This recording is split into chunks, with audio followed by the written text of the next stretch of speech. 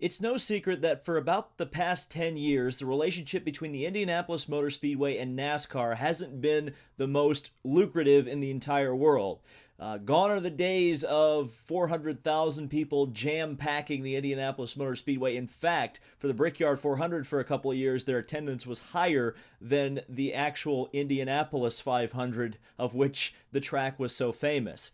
And in the course of pretty much since the tire debacle of 2008 all the way up to 2018, the most recent race, which ran with restrictor plates to try to spice up the show, they've tried just about everything to try to make the Brickyard weekend as appealing as it once was, except to run a stock car race on the road course.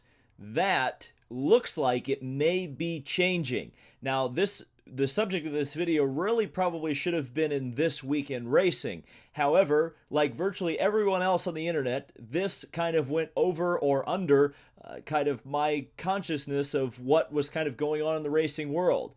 It was reported by Robin Miller in his mailbag, which is predominantly fielded on Racer.com with IndyCar questions. So that information coming out in a predominantly IndyCar article was certainly going to be ignored. In fact, there were only, at the time of this recording, 3 tweets talking about this possibility and exactly 1 Reddit post with 70 comments. So that's not exactly something that has gained mainstream attention. And hopefully this video will actually get some people talking about this, because it could potentially be very significant to the future of the Brickyard 400 event, and certainly talks or says something about what NASCAR and the Indianapolis Motor Speedway are feeling like going forward with this event. So, what we know from Robin Miller is that the NASCAR Xfinity Series will be hosting a test on the IMS road course in the month of June. Now, many people will say, okay, David, it's just a test. Testing does not always mean an event is coming around the corner. That being said, tests at the Indianapolis Motor Speedway are pretty few and far between. Certainly in more recent years, with the amount of events that they have added to the calendar, including even a go-kart race that I've participated in, there's obviously a lot more activity than there used to be at the Indianapolis Motor Speedway. But there isn't a ton of testing that goes on. Most of it is very sanctioned, so to speak. There's not a lot of private tests. It's either a Goodyear or Firestone tire test, or a NASCAR or IndyCar official open test, and there's not a whole lot of testing that goes on specifically on the Indianapolis Motor Speedway road course. You don't see IMSA teams going out there to test. You don't see production car companies going out there to test like you would at a Sebring or even a Nürburgring Nordschleife. It just doesn't happen.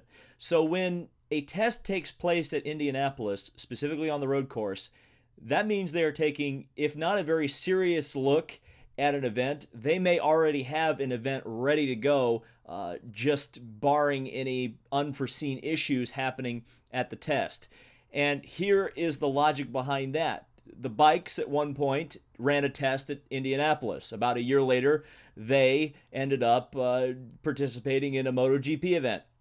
Grand Am, which was a sports car series, which is now known as the IMSA WeatherTech Sports Car Championship, ran a test at the Indianapolis Motor Speedway. A year later, they had a race. Ironically enough, that race took place on the Brickyard 400 weekend. It was another kind of attempt to try to get people involved and interested in the Brickyard 400 weekend by adding a road course race.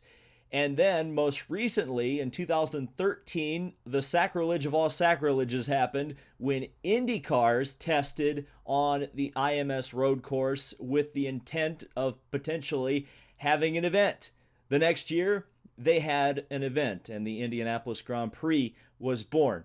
So I think you have to, if you are a NASCAR fan, think that this is probably going to happen. So will it happen in 2019?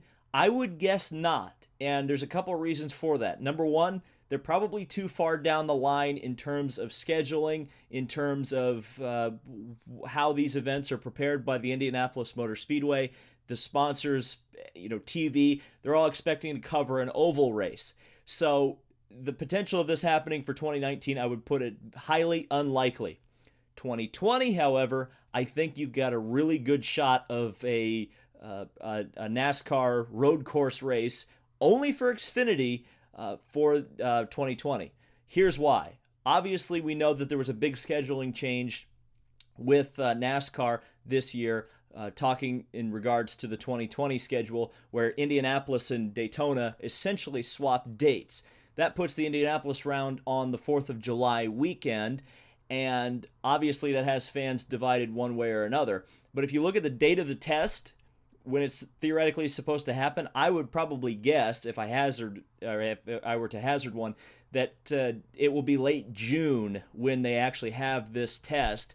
And late June is very similar conditions to early July. So that would say to me that they're looking at tire wear, raceability, what the cars are going to react to a race in potentially very high heat on the Indianapolis road course. And obviously, as well, they are going to be wanting to look at making this reboot, another reboot of the Brickyard 400, a major one. They want something new, something fresh to get people excited about it.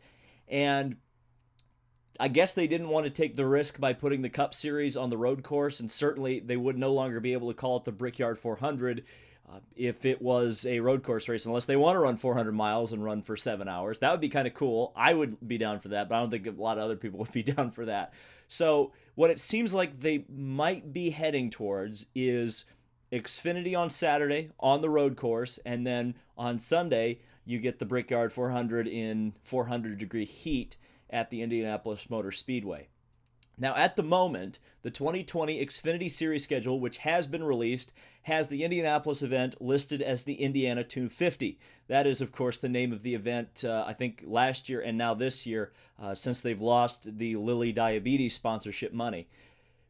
Could changing this race to a road course race potentially bring in another sponsor, maybe attract some business interests outside of what they currently have looking at investing in a NASCAR race there? I think that's a good thing. I think there is a good possibility that this race could attract quite a bit of attention. You hear NASCAR fans a lot of times asking for more road course races, and honestly, some of the Xfinity road course races have been some of the best stock car races, period, in the last 5 or 6 years. And as well, you look at the Xfinity race itself at Indianapolis, and even with the restrictor plates that they ran last year, it really hasn't been any better. It's been a pretty lousy event. The crowds have been absolutely terrible. And, looking at it very cynically, if you want to talk about crowd size, it's much easier to hide a bad crowd on a road course than it is to hide a bad crowd on an oval, specifically one with 250,000 permanent seats like Indianapolis has. And as well, you could certainly excuse empty grandstand seats at an Xfinity race if there is a road course in the middle of the track and you say, well, that's where all the fans are. Don't look at all that aluminum, because nobody wants to sit there anyway. Those are bad seats on a road course. Cynically, I could say that would be another possibility. I look at it from a positive direction. Again, I think a good race could be held with stock cars on the Indianapolis road course. I think a lot of people have said that time and time again.